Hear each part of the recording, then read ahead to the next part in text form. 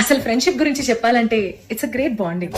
కానీ నేను చెప్పదలుచుకుంది నీకు నీ ఫ్రెండ్ కి మధ్యలో ఉన్న బాండింగ్ గురించి కాదు, మధ్యలో వాళ్ళు ఇంకోళ్ళు తగులుకున్న తర్వాత మీ బాండింగ్ ఉంటుంది చూడండి, దాని గురించి. అరే మా ఫ్రెండ్షిప్ అంత గొప్ప ఫ్రెండ్షిప్ ఈ ప్రపంచంలోనే లేదురా అని మీరు విర్రవిగే టైంలోనే ఒకళ్ళు ఎంటర్ అవుతారు. వాళ్ళ పేరే క్రష్. కామెడీ ఏంటంటే ఆ క్రష్ పడేసే టాలెంట్ వాళ్ళు ఉన్నా లేకపోయినా నువ్వు చేయగలవు అని స్టైల్ సినిమాలో ప్రభుదేవ లారెన్స్ ఎంకరేజ్ చేస్తాడు చూడండి, ఆ రేంజ్ లో ఎంకరేజ్ చేస్తాడు. రే కమల్ హాసన్, నువ్వు ఇంతకు మించి లేట్ చేస్తే ఆ పిల్ల చంద్రహాస్ చూసుకుంటుందిరా అని చెప్పి వాడి ప్రపోజల్ కి నువ్వే ముహూర్తం పెట్టి వేరే తిలకం దిద్ది మడి పంపిస్తావు. ఇప్పుడు మొదలవుతుంది అసలైన స్టోరీ.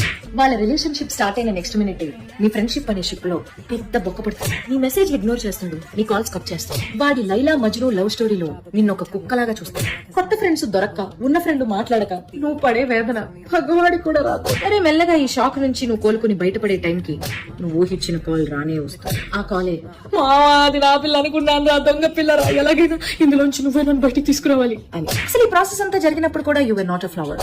కానీ